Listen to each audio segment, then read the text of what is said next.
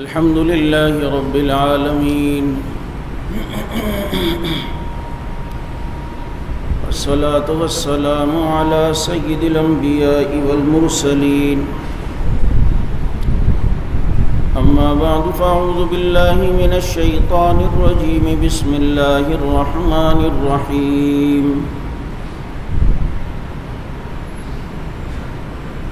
حاميم والكتاب المبين إنا أنزلناه في ليلة مباركة إنا كنا منذرين صدق الله مولانا العظيم ونحن على ذلك لمن الشاهدين والشاكرين والحمد لله رب العالمين يا رب صل وسلم دائما أبدا على حبيبك خير الخلق كلهم هو الحبيب الذي ترجى شفاعته لكل هول من الأحوال مقتحم درود پاک.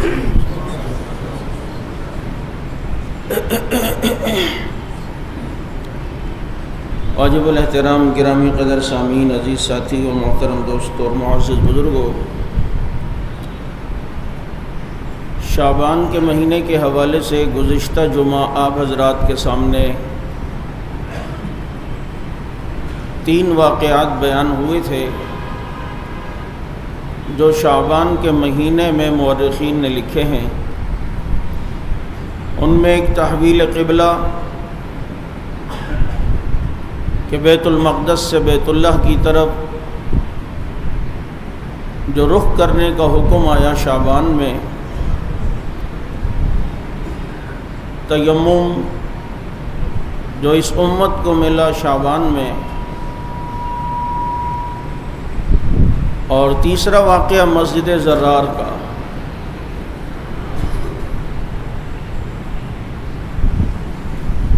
ایک اور واقعہ جس کو مورخین نے لکھا ہے اور وہ بھی شعبان کے مہینے میں پیش آیا کہ مسیلمہ کذاب جس نے نبوت کا دعویٰ کیا تھا اور آپ صلی اللہ علیہ وسلم کے دور ہی میں کیا تھا،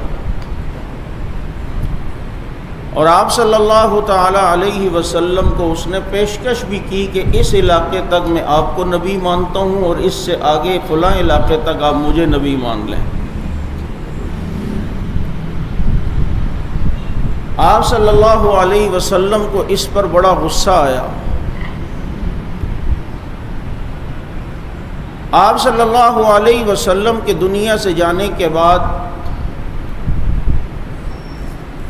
سیدنا ابو بکر صدیق رضی اللہ تعالی عنہ کا دور آیا تو آپ نے ایک ہی وقت میں کئی محاذوں پر لڑنے کا فیصلہ کیا، منکرین زکوٰۃ کے خلاف، مرتدین کے خلاف، اور ان میں یہ مسیلمہ کذاب. اور اتنی سخت جنگجو قوم تھی بنو حنیفہ کی کہ ہر ایک ان میں مسیلمہ پر مر مٹنے کے لیے تیار تھا. اور یہ مسیلمہ جو اپنی پوری فوج لے کر میدان میں آیا ہے، پہلے لشکر میں حضرت اکرمہ رضی اللہ تعالی عنہ کو سیدنا ابو بکر صدیق رضی اللہ تعالی عنہ نے بھیجا، اور حضرت اکرمہ رضی اللہ تعالی عنہ کے لشکر کو پسپائی ہوئی.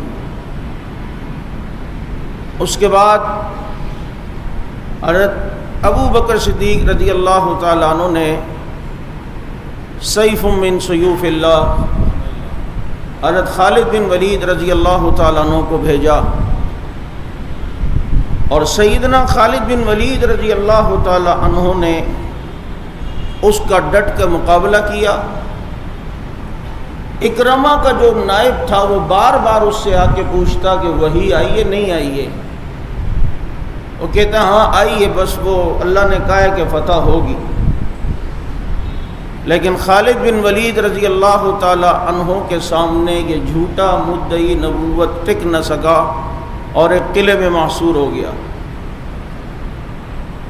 حضرت برا رضی اللہ تعالی عنہ جو قلعے کی دیوار پھلانگ کر کئی ایک سے مقابلہ کرتے ہوئے قلعے کا دروازہ کھولنے میں کامیاب ہوئے اور مسلمان اس قلعے کے اندر داخل ہو کر مسلمہ اور اس کی فوج سے مقابلہ کرتے ہیں، اور وہ حضرت وحشی رضی اللہ تعالیٰ عنہ جنہوں نے احد میں حضرت حمزہ رضی اللہ تعالیٰ عنہ کو برچھا مار کے شہید کیا تھا، ان کی تمنا ہوتی تھی کہ اللہ میں نے اسلام کے ایک بہت بڑے جرنیل کو قتل کیا ہے، اب مجھے اتنی توفیق دے کہ اسلام میں لے آیا ہوں، اب اسلام کے بھی کسی بڑے دشمن کو قتل کروں۔ تو یہ مسلمہ حضرت وحشی رضی اللہ تعالی عنہ کے ہاتھ سے قتل ہوا، اور یوں یہ فتنہ سیدنا صدیق اکبر رضی اللہ تعالیٰ عنہ کے دور میں زمیں بوس ہوا اور یہ ختم ہوا، اور یہ فتنہ ہمیشہ کے لیے مٹا سیدنا ابو بکر صدیق رضی اللہ تعالیٰ عنہ کے دور خلافت کے۔ جہاں اور بہت سارے کارنامے گنائے جاتے ہیں، وہاں پر صدیق اکبر رضی اللہ تعالیٰ عنہ کے دور کا ایک بڑا کارنامہ یہ بھی ہے کہ اس میں مدعی نبوت مسیلمہ کذاب اس کے فتنے کو ختم کیا گیا۔ قیامت کی صبح تک سیدنا ابو بکر صدیق رضی اللہ تعالیٰ عنہ کے اس کارنامے کو یاد رکھا جائے گا۔ آپ مجھے بتائیں ابو بکر صدیق رضی اللہ تعالیٰ عنہ نے یہ اچھا کام کیا؟ بولو۔ لیکن آج صدیق اکبر رضی اللہ تعالیٰ عنہ کو ماننے کے لیے کوئی اگر تیار نہیں ہوتا وہ اس کی مرضی ہے، لیکن جو بھی ختم نبوت کا ماننے والا ہوگا وہ صدیق اکبر رضی اللہ تعالیٰ عنہ کو ہمیشہ سلام کرے گا۔ یہاں پر ایک اور واقعہ شعبان میں ہوتا ہے، 2 شعبان کو بنو مستلق یہودیوں کا ایک قبیلہ تھا، آپ صلی اللہ علیہ وسلم نے اس پر چڑھائی کی، اور حارث نام کا اس قبیلے کا سردار تھا، وہ بھاگا۔ وہاں غلام اور لونڈیاں بھی پکڑی گئیں، ان میں حارث جو اس قبیلے کا سردار ہیں ان کی بیٹی برہ بھی آئی، اور وہ حضرت ثابت رضی اللہ تعالی عنہ کی تقسیم میں آئی۔ تو اس برہ نام کی حارث کی اس شہزادی نے کہا کہ تم مجھے مکاتب بنا لو، اور مکاتب یہ کہ میں پیسے تمہیں دوں گی کسی طرح کر کے اور تم مجھے آزاد کر دو۔ انہوں نے یہ شرط منظور کی، لیکن پیسے ان کے پاس تھے نہیں۔ آپ صلی اللہ علیہ وسلم کے پاس بھی آئی کہ آپ اتنی مہربانی کریں کہ میری طرف سے آپ پیسے ادا کر دیں، میں پیسوں کا انتظام کر دوں گی، مجھے اس آزادی دلا دیں، میں اپنے قبیلے میں چلی جاؤں۔ آپ صلی اللہ علیہ وسلم نے فرمایا اگر اس سے بہتر فیصلہ کر دوں تو وہ ٹھیک نہیں رہے گا۔ فرمایا وہ کیا؟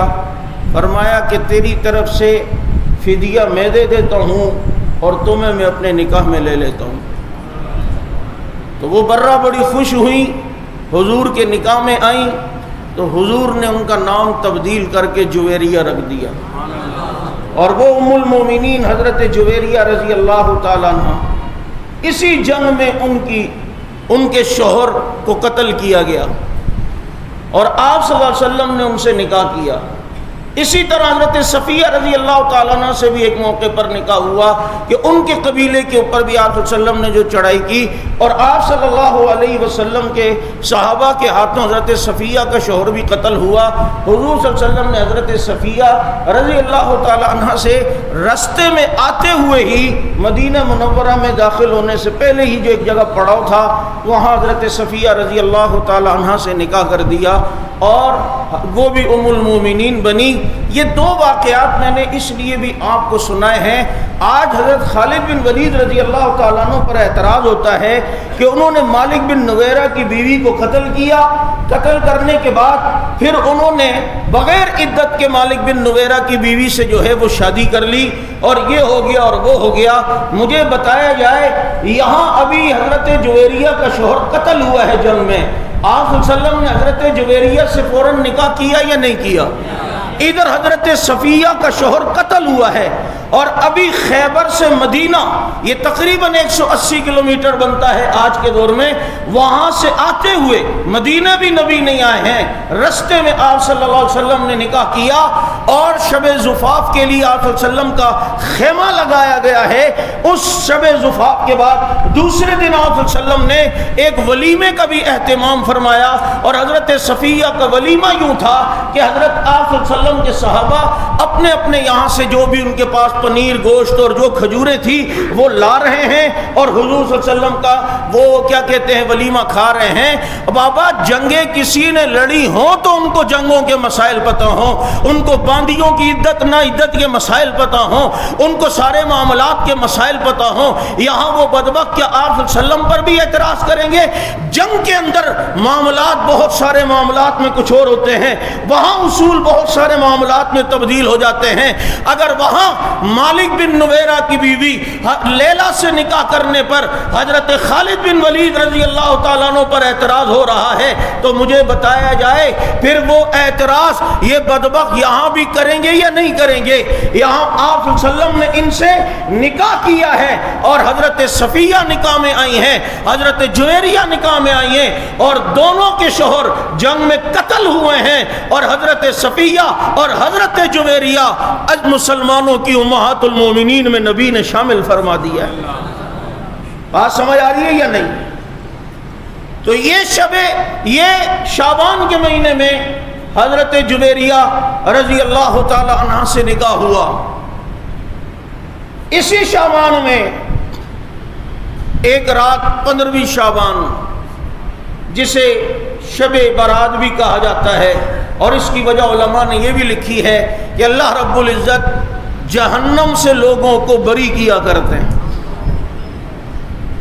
رات ہی کے وقت مغرب سے ہی اللہ کی طرف سے آسمان پر آوازیں لگنا شروع ہو جاتی ہیں کہ کوئی معافی چاہنے والا ہے اس کو معاف کروں، کوئی پریشان حال ہے اس کی پریشانی دور کروں، اور یہ آواز ہر روز آخری رات کے حصے میں لگتی ہے اللہ کی طرف سے۔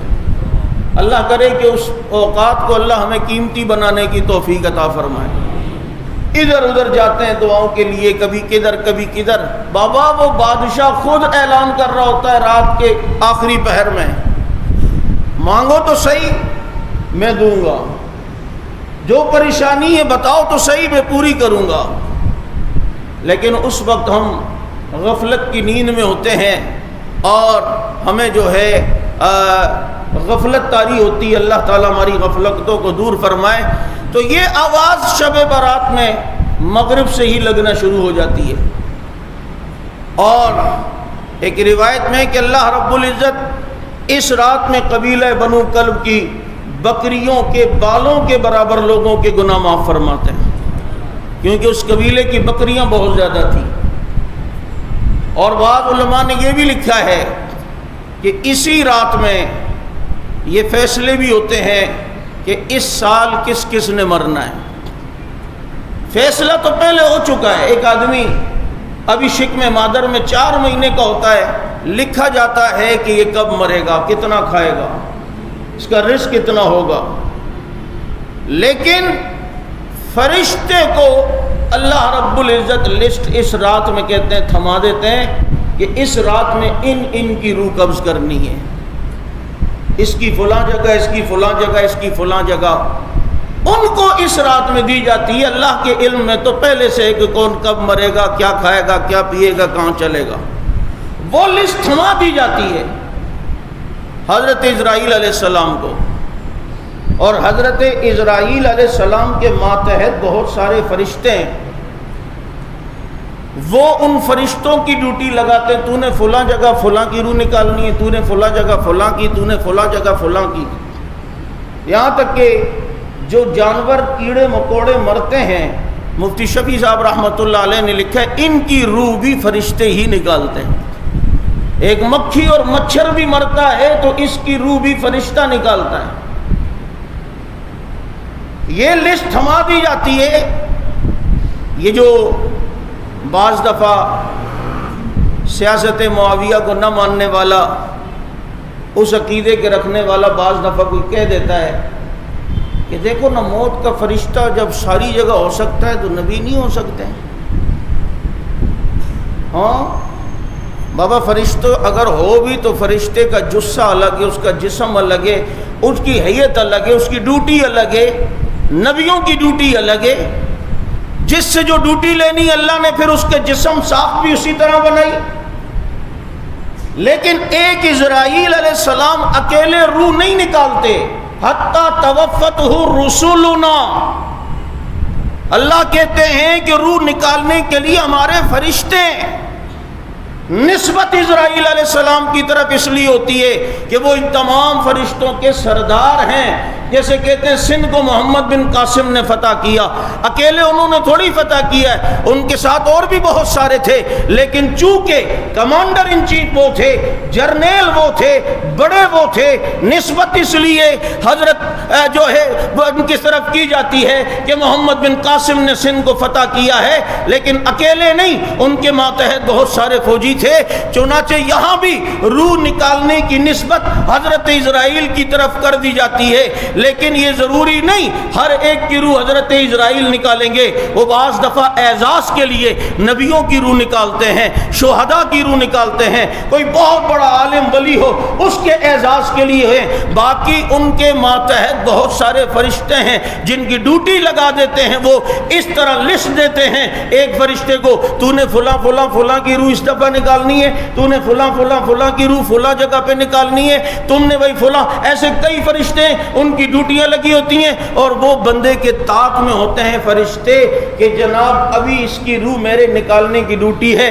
اچھا، اس لسٹ میں ایک جگہ بھی یہ نہیں لکھا ہوتا کہ جو سپاہی صحابہ میں آئے گا اس کی روح ضرور نکالنی ہے، ایک جگہ بھی نہیں لکھا ہوتا۔ یا ہوتا ہے؟ بولو، کم بول رہے ہو، لگتا ہے کچھ ہے گڑبڑ۔ ایک جگہ بھی نہیں لکھا ہوتا کہ اگر ناگن چورنگی جمعہ پڑھنے جائے گا تو بس گیا، ایک جگہ بھی نہیں لکھا ہوتا۔ یہ میوہ شاہ کے اور یہ جتنے قبرستان ہیں یہ سارے بھرے ہوئے ہیں، یہ سارے حضرت جنگوی کے ہاتھ پر بیت تھے، یہ سارے کے سارے جناب یہاں جمعہ پڑھنے آتے تھے۔ وقت جب نہ لکھا ہو نہیں آتی، لکھا ہو تو پھر حضرت آپ بند قلعے میں بھی چلے جائیں موت وہاں بھی آئے گی، لیکن خوش نصیبی نہیں کہ آ جائے اور وقت پر ہی آتی ہے تو آ جائے اور امی عائشہ کے کھاتے لگ جائیں، قیامت کے دن فخر سے سینہ چوڑا کر کے تو صحابہ کی عدالت میں جا سکیں۔ آنی تو ہے۔ ڈاکٹر عادل خان شہید رحمت اللہ علیہ کی جہاں جس وقت آنی تھی اسی وقت آئی ہے، لیکن نسبت صحابہ کی لگا گئے تو اللہ نے قبر کو بھی خوشبودار کر دیا۔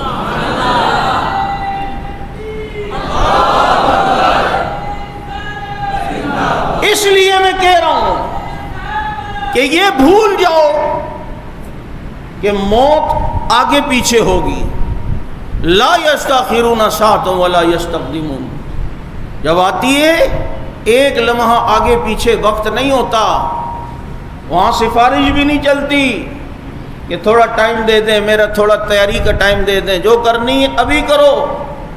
ہر وقت رخت سفر باندھ کے رکھو، آخرت کے لیے اپنا بریف کیس تیار کر کے رکھو نیکیوں کے پرچوں کے ساتھ۔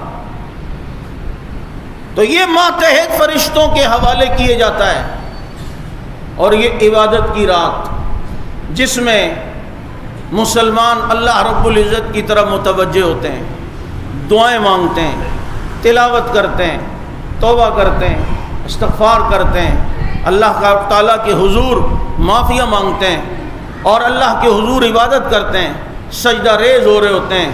اور ایک وہ قوم بھی ہے جو آپ کو نٹی جٹی پر جا کر نظر آئے گی اس دن، جو ایک آٹے کی گولیوں میں خط لکھ کر آٹے کی گولیوں میں ڈال کر پھینک رہی ہوگی، اور کیا ہوگا اس خط میں ہوگا ادرکنی ادرکنی ادرکنی، آ جائیں ہمیں پا لیں، آ جائیں نا، آ جائیں ہمیں بہت ستا دیا۔ اور وہ پھینکتے ہیں اور کہتے ہیں یہ مچھلیاں وہ امام کے پاس غار میں یہ خط لے کے جائیں گی، ماشاءاللہ اتنی سمجھدار ڈاکیاں مچھلیاں ہیں کہ رستے میں وہ کھاتی بھی نہیں ہیں، رستے میں اس آٹے کو چھوتی بھی نہیں ہیں، بس خالی منہ میں پکڑتی ہیں، اور کاغذ بھی نہیں گلتا عراق تک جاتے جاتے، اور وہاں تک جاتے جاتے آٹا بھی نہیں گلتا، پتہ نہیں کیا اس میں ڈالا ہوا ہوتا ہے، اور وہ مچھلی سیدھا جا کے غار کے پاس یوں منہ اوپر کرتی ہے اور پانی سے باہر نکلتی ہے، مرتی بھی نہیں ہے، تڑپتی بھی نہیں ہے، اور امام وہاں سے لیتے ہیں اور لے کے پڑھتے ہیں۔ او میرے ماننے والوں نے کہا آ جاؤ آ جاؤ آ جاؤ، وہ کہتا ہے جواب میں پتہ نہیں لکھتا ہے یا نہیں، لیکن شاید لکھتا ہو کہ میں آ تو جاؤں گا لیکن ناگن والوں پہ پہلے پابندی تو لگواؤ۔ ایسی عجیب قوم، کیوں نہیں کہ یہاں آج کی رات شب برات میں ان کے 12ویں امام صاحب پیدا ہوئے، اور پھر ان کے والد نے جنی عورت سے شادی کی تھی، جنی سے پیدا ہوئے، نظر کسی کو آتے نہیں تھے، چنانچہ وہاں سے پھر دشمن کے ڈر کی وجہ سے وہ چلے گئے، اور اصلی قرآن ان کے پاس، تابوت سکینہ ان کے پاس، اور سلیمانی انگوٹھی ان کے پاس، اور مصحف علی بھی ان کے پاس، سب کچھ ان کے پاس، سب کچھ، قرآن بھی ان کے پاس، مذاہب سب کچھ، یعنی کہ امام صاحب ساتھ لے کے چلے گئے ہیں، کہتے ہیں میں اکیلا مطالعہ کروں گا، آپ لوگ بھلے پیچھے جو کچھ کرتے ہو کرو، یعنی کہ جس کا سب کچھ غار میں ہو، امام بھی غار میں ہو، مصحف بھی غار میں ہو، تابوت سکینہ بھی غار میں ہو، عصا موسوی بھی غار میں ہو، اور جس کا امام بھی غار میں ہو، تو مجھے بتا محرم میں یہ بے ایمان کیوں بازار میں ہو؟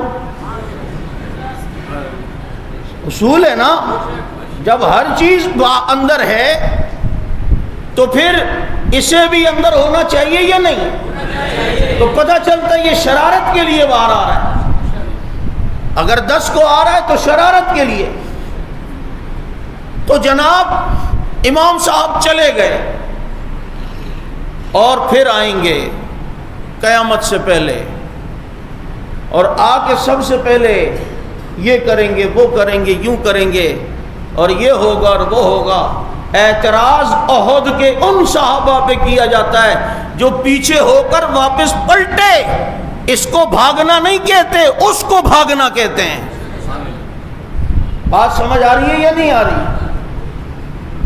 تو یہ عقیدہ، اور یہ کوئی ہوائیں ہم نہیں مار رہے، یہ پہلے آپ لوگ کہتے تھے ایسے ہی مولوی ناگن والے کیا کرتے ہیں، حق نواز ایسے ہی بولتا ہے، اب ایسا کچھ بھی نہیں ہے، اب یہ سوشل میڈیا میں سب کچھ آ گیا ہے، یہ ساری چیزیں وہاں آپ کو ملیں گی، ہم ایسے ہی پاگل نہیں ہیں، گھاس نہیں کھاتے کہ بیکار ٹکرے مار رہے ہیں، یہ سب کچھ ہماری نظروں کے سامنے، اس لیے ہم ان کے سدے باپ کے لیے آئے۔ اور اگر نہیں روکا تو دیکھ لو، کل گلگت کے اندر مسلمانوں کی بس پہ حملہ کیا گیا، یہ شرارتی ٹولہ جو ادھر ہزارگان کے نام پر مظلوم بنتا ہے، اور جب اس کو موقع ملا تھا اس نے مسلمانوں کے سروں سے فٹ بال کھیلا ہے، وہاں کوئٹہ میں ہمارے پولیس کے لوگ شہید کر کے انہیں قتل کیا، عورت لڑکیوں کے گرلز کالج میں گھس کے ان کے پستان ان ہزارہ گانوں نے کاٹے، یہ سب کچھ وہ شرارتیں کر چکے ہیں۔ لیکن صحابہ دشمن کی پالیسی ہمیشہ یہ رہی، وہ سب کچھ ظلم کر جاتا ہے لیکن اس کے باوجود دنیا کی نظروں میں مظلوم بنتا ہے، کیونکہ میڈیا ان کے ساتھ، سارے معاملات ان کے پاس ہیں، ورنہ ان سے بڑا ظالم 6 لاکھ مسلمان شام میں قتل ہو گئے، تمہیں وہ ظلم نظر نہیں آ رہا؟ عراق میں کیا کچھ نہیں ہوا، ایران میں خمینی انقلاب کے بعد 4000 علماء کو پھانسی دی گئی ہے، امت اخبار کی یہ رپورٹ بھی ہے، 4000 صرف علماء۔ لیکن ہمارے ہاں ہمارا جو سنی ہے وہ ادھر ہی ہمدردیاں جتا رہا ہوتا ہے، کوئی بات نہیں تمہاری مرضی ہے، لیکن ہم انشاءاللہ حقیقت کو کھولتے رہیں گے۔ حقیقت آشکارا کرتے رہیں گے۔ بہرحال شب برات ادھر ادھر جانے کی جگہ نہیں کہ جی امام صاحب پیدا ہوئے اس لیے وہ قوم خوشی میں پھلجڑیاں لگاتی ہے، پٹاخے جو ہے پھاڑتی ہے، ان کے یہاں چراغاں ہوتے ہیں، ان کے یہاں جناب آتش بازی ہوتی ہے۔ یہ جو پٹاخوں کا کانسیپٹ ہے اور جو پٹاخوں کا جو تصور ہے وہ یہیں سے آیا ہے کہ ان کے یہاں تو امام کی پیدائش کا دن ہے، وہ خوشیاں منا رہے ہوتے ہیں، آتش بازی کر رہے ہوتے ہیں۔ ابھی کیا حضرت علی رضی اللہ تعالیٰ عنہ کے یوم پیدائش پہ کھلے عام فائرنگیں نہیں کر رہے تھے؟ آپ نے دیکھا ہوگا سوشل میڈیا پہ۔ تو یہ ہمارا سنی بھی پٹاخے پھاڑ رہا ہوتا ہے اور یہ بھی جو ہے اپنے بچوں کو پھلجڑیاں دلا رہا ہوتا ہے۔ اگر کسی قوم سے مشابہت کی تو قیامت کے دن انہی کے ساتھ اٹھایا جائے گا۔ اس لیے اس بات کا خیال رکھیں کہ یہ فضول خرچیوں کی رات نہیں۔ شیطان کی کوشش یہ ہوتی ہے کہ ہر نیکی کے کام میں اپنا حصہ ضرور شامل کرے تاکہ وہ نیکی جو اس نے کی ہے وہ ساری کی ساری غارت ہو، ساری کی ساری خراب ہو جائے۔ یہی وجہ ہے عبادت کی رات، لیکن سارے قبرستان میں پہنچے ہوئے ہوتے ہیں۔ اچھا، جس چیز میں تفریح نظر آتی ہو نا، یہ قوم اس کو بڑے اہتمام سے کرے گی۔ اور قبرستان، مفتی شفیع صاحب رحمۃ اللہ علیہ نے لکھا ہے، آپ صلی اللہ علیہ وسلم ساری زندگی ایک بار اس رات میں قبرستان گئے تھے، جنت البقیع۔ تو تم بھی ساری زندگی ایک مرتبہ جا کر نبی کی سنت پر کمال درجے پہ عمل کرو۔ جب اچھا، پھر یہ فرض بھی نہیں ہے، یہ جانا کوئی واجب بھی نہیں ہے، ضروری بھی نہیں ہے۔ اب ایک مستحب عمل جس میں اتنی ساری خرابیاں آ جائیں اور اسے سیر و تفریح بنا دی جائے، کھیل تماشا بنا دیا جائے، تو اس کو چھوڑنا ضروری ہے یا نہیں ہے؟ یہ سد باب ضروری ہے۔ مسجد میں نماز پڑھنے کا ثواب بہت زیادہ ہے، لیکن جب دور فاروقی میں شکایتیں آنے لگیں کہ جناب فتنے بن رہے ہیں، تو حضرت عمر رضی اللہ تعالیٰ عنہ نے نماز جیسی عبادت کے لیے مستورات کو مسجد میں آنے سے منع کیا کہ اب گھروں میں عورت کی نماز پڑھنا افضل ہے تاکہ یہ قوم فتنوں میں نہ پڑ جائے۔ جب عورت مسجد میں نہیں آ سکتی نماز پڑھنے کے لیے، فتنے کا خوف ہے، فتنے کا اندیشہ ہے، فتنے کا ڈر ہے، تو مجھے بتاؤ شب برات میں قبرستان جا سکتی ہے؟ لانا رسول اللہ صلی اللہ علیہ وسلم زائرات القبور والمتخذین علیہا المساجد والسرج۔ مشکاۃ شریف کی روایت ہے کہ اللہ کے نبی نے قبرستان جانے والی عورتوں پہ لعنت کی ہے اور اس قبر پہ سجدہ کرنے والوں پہ لعنت کی ہے اور قبر پہ چراغ جلانے والوں پہ لعنت کی ہے۔ لیکن آج قوم کہاں جا رہے بھائی؟ کاٹن کے کلب والے کپڑے پہنے ہوئے ہیں، ساتھ میں بیگم صاحبہ بھی تیار ہے، بالکل بچوں کو، بچے تیار ہو جاؤ۔ بچے بڑے خوش، اماں کہاں؟ سی وی یو۔ ابے سی وی یو کے بچے نانا کی قبر پہ جائیں گے، نانا کی قبر پہ بن ٹھن کے۔ قبرستان جانے کا حکم اس لیے ہے کہ وہاں اپنی موت یاد آئے، اپنی قبر یاد آئے، لیکن بن ٹھن کے جا رہے ہیں۔ وہاں ماشاءاللہ پیٹس والا پیٹس بیچ رہا ہے، کباب والا کباب بیچ رہا ہے، اور جناب برگر والا برگر بیچ رہا ہے، کوئی شربت بیچ رہا ہے۔ صحیح تفریح کا ماحول بنا ہوا ہے۔ یہ قوم ایسی ندیدی قوم ہے کہ جس جگہ پر اس کو بس تفریحاں نظر آئیں، جس کے اندر کھیل تماشے نظر آئیں، یہ قوم اس کام کے اندر بڑی خوش ہوتی ہے۔ وَذَرِ الَّذِينَ اتَّخَذُوا دِينَهُمْ لَهْوًا وَلَعِبًا۔ اور اللہ کہتے ہیں محبوب، جنہوں نے دین کو کھیل تماشا بنا دیا، آپ انہیں چھوڑ دو، آپ کا ان سے کوئی تعلق نہیں۔ اور جا کر اتنی بڑی اگربتیاں لے کے جا رہے ہیں، کہاں؟ ابا کی قبر پہ۔ اندر خوشبو جائے گی کیا؟ ابے اگر اس کی قبر جنت کا باغ بن گئی ہے، تیری اس خوشبو کی ضرورت نہیں ہے۔ اور خدا نہ خواستہ اگر وہ عذاب میں ہے تو تیری یہ خوشبو اس کی قبر کو خوشبودار نہیں کر سکتی ہے۔ لیکن اوپر موم بتیاں جلا رہے ہیں، بس لگائی چلے گئے، پیچھے ہوا آئی، نہ موم بتی رہی نہ موم بتہ رہا، بس خالی پتہ ہی پتہ رہا۔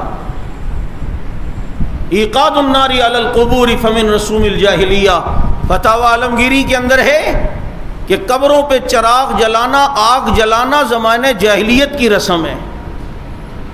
اور ایک روایت میں اللہ کے نبی نے فرمایا کہ جو اسلام میں زمانے جاہلیت والے کام کرے اللہ کی نظروں میں سب سے برا وہ ہے، سب سے مبغوض وہ ہے۔ اب وہ عبرت کی جا ہے، وہاں کھیل تفریح ہوتی ہیں، مستی مذاق ہوتے ہیں۔ جو شخص قبرستان میں ہنستا ہے، علماء نے لکھا ہے کہ ڈر ہے کہ اس شخص کی خاتمہ کفر پر نہ ہو، اتنی سخت وعید ہے۔ جو شخص قبرستان میں کھاتا ہے سمجھ لو کہ اس کی موت کہیں منافقت پہ نہ ہو، اسے اس جگہ بھی کھانا یاد آ رہا ہے، اسے اس جگہ بھی ہنسنا یاد آ رہا ہے۔ آج کسی کو دفنانے بھی جاتے ہیں نا، وہ جب تک قبر میں ڈال رہے ہوتے ہیں یہاں چاچے ماچے جو ہے بیٹھ کر اپنی گیدرنگیں لگا کر خوب ہنسی مذاق کر رہے ہوتے ہیں۔ قبرستان کے اندر ہنسی مذاق سے بچنے کی کوشش کرنی ہے تاکہ جناب خاتمہ ہمارا خیر پہ ہو، لیکن وہاں پر یہ سب کچھ یہ خرافات ہوتی ہیں۔ یہ خرافات خدا کی قسم صحابہ کرام رضوان اللہ مجمعین کے ذہن میں بھی نہیں تھی۔ تو بچوں کو تیار کر کے لے کے جا رہے ہیں، بچوں کی اماں کو لے کے جا رہے ہیں، اتنا اہتمام ہو رہا ہے۔ میں کہتا ہوں اگر یہ لائٹنگ وائٹنگ کا انتظام حکومت نہ کرے نا، پھر میں دیکھتا ہوں کتنے لوگ جاتے ہیں وہاں پر۔ سال میں ایک مرتبہ ابا کی قبر پہ جا کے ابا پہ بہت بڑا احسان کر رہا ہے۔ تو بہرحال یہ جو خرافات اس رات میں کی جاتی ہیں، یہ شیطان اپنا حصہ ملا رہا ہوتا ہے۔ تو اس نے تو پہلے دن سے قسم کھائی تھی کہ اللہ میں تیرے بندوں کی عبادت میں اپنا حصہ ضرور ملاؤں گا، کہ انہیں ایسے کاموں میں لگوا دوں گا جو دین کا حصہ نہیں ہے۔ تو شب برات یہ ایک عبادت کی رات ہے، اور صبح کا روزہ مفتی تقی صاحب دامت برکاتہم العالیہ نے لکھا ہے کہ بہرحال اگرچہ روایت ضعیف ہے لیکن وہ فضائل میں چلتی ہے۔ دوسرے دن کا روزہ یہ بھی جو ہے وہ باعث ثواب ہے اور اجر کا باعث ہے، چنانچہ جو رکھ سکتا ہو اس کا بھی جو ہے وہ اہتمام کرے۔ لیکن ایک بات یاد رکھنا، پوری رات عبادت کی، فجر غائب ہو گئی، ایسی عبادت کی اللہ کو کوئی بھی ضرورت نہیں ہے۔ اگر ایک شخص پوری رات عبادت نہ بھی کرے، عشاء کی نماز جماعت سے پڑھ لے، فجر کی نماز جماعت سے پڑھ لے، اللہ تعالیٰ پوری رات کی عبادت کا ثواب عطا فرماتے ہیں۔ اور یہ تو ہم ہر روز کما سکتے ہیں پوری رات کی عبادت کا ثواب۔ فجر جماعت سے پڑھ لی، عشاء جماعت سے پڑھ لی، فجر جماعت سے پڑھ لی، اللہ رب العزت اسے پوری رات کی عبادت کا ثواب دیتے ہیں۔ یہاں پوری رات نفل ہوتی ہیں، فجر کے ٹائم ہو یار اب مجھے نیند آ رہی ہے یار، اور جا کر جو ہے وہ بڑے مزے سے سو گئے۔ یاد رکھو ساری زندگی کی نفل نماز فرض نماز کا مقابلہ نہیں کر سکتی ہے۔ بہرحال ان چیزوں کا خیال رکھتے ہوئے اپنے جو ہے وہ سرات کا اہتمام کیا جائے۔ اللہ رب العزت سمجھ عمل کی توفیق عطا فرمائے۔ وآخر دعوانا الحمد للہ رب العالمین۔